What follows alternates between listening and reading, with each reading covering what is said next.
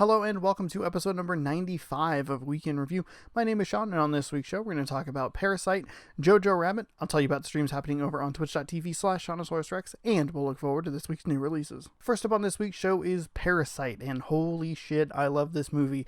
Every once in a while on this show, I get a movie that I just love so completely, and I have a hard time dissecting exactly why I like it. I just sit here for like 5 minutes and I tell you like, God, I love this movie so much. And then at some point I hopefully make a point and kind of explain why I love it, but basically it's just, I loved it. And that's what Parasite is to me. I think this movie is masterfully good, and I just adored it. The plot of the movie is actually a little bit hard to describe because it's two movies that are kind of smashed into one. The first half of the movie follows the journey of a young boy who comes from like a bit of a disadvantaged, like poor family, and gets a job tutoring for a rich, like affluent family, and then he proceeds to get more of his family hired under the affluent family. And it has kind of a weird tone because it almost plays as like a quirky family comedy. Like there are moments of like genuine humor where when the family's trying to help him make sure that he can get the job, they have to resort to less than legal means to do it. The father is remarking to the mother that like if Oxford University had a master's class in forgery, that their daughter would get an A+, and it's like this really funny and kind of weird exchange. Its engagement and intensity in this section of the movie comes from the idea of, is this family adding a little bit too much that's accidentally going to tip their hand and let this affluent family know that they are behind all of these people getting fired and their new hires, and like at what point does it become too much? And there are even a couple of times where it seems like someone's on to them, but they don't quite put the pieces together because they're just like not paying attention in the way that someone else is. So like someone comes in and is like, they smell the same, and like that's obviously the clue that, hey, they know each other, or they're around each other outside of this, and the reason that they know each other is because they live together. And then all of a sudden, with the sound of a doorbell, the tone of the film and the main focus or goal of the film completely changes, and a huge piece of information is revealed. You just went like, what? Like, holy shit, like this was happening the whole time, and like you just have no idea. And I never felt cheated, and I just loved it so much. And when it reveals this piece of information, the tone shifts to a more like suspense thriller with almost like escape elements to it, and it's absolutely fascinating to watch. The big reveal that they make that makes this movie's tonal shift was such a big surprise in the best possible way, and I totally love the way that they had you thinking one way and then just came back with a completely different angle. I think you can see a little bit of it kind of building up to like, okay, we're getting to the point where something is going to tip, but I was on my toes with exactly where it was going to go, and I never guessed that it was going to go this way. I also never felt cheated with this movie, which is kind of a huge deal. I liked all of the reveals. I thought everything made sense and worked and pieced together in a really intricate and interesting way. A big reason why I never felt cheated with this movie was because of the way it was shot. I understand the landscape that we're working with, and I understand the ins and outs of where things are supposed to be and how long certain areas are and how it all connects together. There are a lot of movies that do this thing where sometimes they'll have like something that is never shown and just shows up at a convenient moment, and you go like, oh, like that feels super cheap. And when a reveal is made late in the film, I went, oh shit, like that makes total sense, instead of like, what the fuck, that's a bunch of garbage. It all worked so well, and even though I'm sure some people will see it coming and they'll put the pieces together, I was so wrapped up and enamored with what I was seeing on screen that I wasn't taking the time to like try and connect the dots and figure things out. Like it moves at a quick enough pace to where I never really had that moment to sit there and go like, oh, so if blank, blank, blank, that means so-and-so happens. I was just so wrapped up in what was going on that I never really even thought about it that hard. I think this movie is absolutely terrific, and I highly recommend that people check it out. It is a masterfully done movie, and I'm talking about all of this in very broad strokes because I think the less you know about it, the better. And I'm also not really touching on any of the thematic elements or any sort of that stuff. It's well written, it's interesting. I liked the characters like just across the board. I just can't stress enough how much I love this movie and how much I love that turn. I didn't see it coming. I thought it was fantastic. It all just flowed so well together. I completely loved Parasite. Like I sat in the theater just going like, I fucking love all of this. It's absolutely one of the best movies of the year. Our second movie this week is Jojo Rabbit, and Jojo Rabbit's a little bit of an interesting case because it might fall to the Aladdin curse, which is something that I've totally made up just now.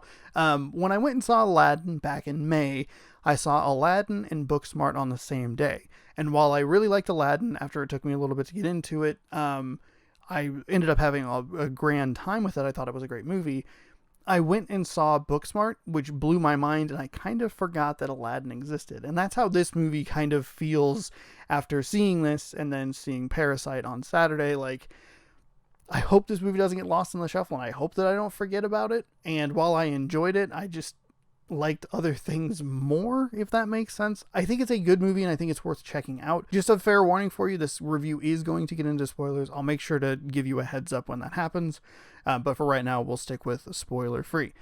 Jojo Rabbit is the story of a 10-year-old Nazi boy whose imaginary friend is Hitler, and it's a satirical comedy from Taika Waititi, who directed Thor Ragnarok, Hunt for the Wilder People, Boy, the other one, What We Do in the Shadows, and Eagle versus Shark, I believe, which that's a very throwbacky movie. That's 2007. Top tier, like indie movie Sean, 2007 right there. After an accident, our main character Jojo discovers that there is a Jewish girl hiding in their upstairs walls. This is the part of the movie that I wish was hidden from trailers the most, because I think that reveal would have been way more effective. Instead, I knew what was coming and I was just kind of waiting for it to happen. Though I did like the way they filmed her reveal. It's filmed in a very horror-ish manner where like she's coming down the stairs but moving her fingers on the thing, and the music swells in a different way than the rest of the score, and it does a good job of exemplifying like how Jojo is viewing this person that's hiding in his house. Outside of Jojo and Elsa, the girl who's hiding in Jojo's house, we have Scarlett Johansson, who plays Jojo's mom. I really liked her character. She has a couple of interesting conversations where she's talking to Elsa and talking about how she just has to hold out hope that the Nazis will lose soon enough so that she doesn't lose her son. And it's a fascinating conversation where she's like, I see that glimmer. I see that little boy who just wants to play and who shouldn't or doesn't care about any of this stuff, but he's so wrapped up in all of it because that's what they fucking want. They want these as Stephen Merchant's character will later say, like this blind fanaticism. They want that, and they want to poison his mind, and she just has to hold out this smallest glimmer of hope that she can see this boy who will be fine once all of this is over. Also among the cast is Rebel Wilson and Stephen Merchant. Rebel Wilson brings a terrific energy to the screen and is consistently funny. Stephen Merchant gets the most intense scene of the movie, where the way they shoot him on screen and the way they light him makes him look just so creepy and unnerving. And it is genuinely intense in a way that I was not expecting. Because for the most of the first 35 minutes, I sat there in my seat and I was going like, wow, I'm having a really fun time with this movie. And then it clicked in my brain. I went, I shouldn't be having fun with this movie. This movie is about Nazis, and I shouldn't be enjoying it at this level. And it's interesting because right at the time I had that thought, they cut to a scene that deals directly with what the Nazis are willing to do to intimidate people, where they have, I can't remember the exact numbers, 4 or 5 people just hanging in the town square. And what was so surprising about this scene is not only is it a gut check moment where you sit there and you go like, oh, that's right, we're kind of having fun and we're making fun of these people, but there are severe real world consequences to what they did. So that's gut check moment number 1. The second part of this is that they really hold on these shots to really reinforce fucked up shit happened, and it never should have happened, and these people are fucking garbage people who fucking suck. They suck. And the way they use that scene and the length of those shots is so important, because it's always in the back of your mind of don't forget, there's a real world consequence to these terrible human beings' actions. And it's because of this early sequence where you show what they are willing to do to show the intimidation that makes that sequence that I was talking about previously with Stephen Merchant so intense. Because that's in the back of my head, I'm like, oh fuck, if something goes wrong here, They're not fucking around. People will die because of this. There are a couple of additional things that happen in this scene. One of them is that it has my favorite single shot in the entire movie, where Stephen Merchant, 6'7" Stephen Merchant, stands face to face with 5'9" Sam Rockwell. So it's this incredible, like, opposites of height, which I thought was just a very funny visual. There's also an important piece of information revealed about a character that starts to get into a little bit of a spoiler territory. So before we jump into the spoiler territory, if you don't want to know anything about the movie as far as the plot points are concerned, I like Jojo Rabbit. I thought it was good. I thought it was really well made. I liked the satirical edge it had to it. I liked that it reminded us that, like, hey, fucked up shit happened. It's a movie that's well worth your time, and I really thought was a very good movie. I'm having a hard time saying that I enjoyed it, but at the same time, I did. So now we're going to go ahead and jump into full spoilers. This sequence, still sticking with the Stephen Merchant sequence, gives us a reveal into Sam Rockwell's character. And what I thought was interesting about this was he has a line super early in the movie. It's when he's first introduced, where he says, "Due to a completely avoidable accident, I lost one eye. But can a two-eye person do this?" And he does like a bunch of like funny poses that just got me, and I chuckled at them because they were so ludicrously over the top and stupid, and he's trying to be a showman in a showboat. In the back of my head, I was like, oh, this is a joke because they're poking fun at like this stupid dumb fuck Nazi who had this completely avoidable accident, and this fucking idiot ruined it because he's a stupid asshole and he's a garbage human being. What's interesting about the sequence with Stephen Merchant is we see that there is a shred of humanity in Sam Rockwell's character. Just a shred of it. And once we see that shred of humanity, I actually started to take this scene and place it back with other stuff and look at his character arc through the movie and wonder, like, was his accident intentional? Did he intentionally set up some sort of trap that was going to cost him his eye so that he didn't have to be on the front lines? So then he goes and he ends up working at the kids camp.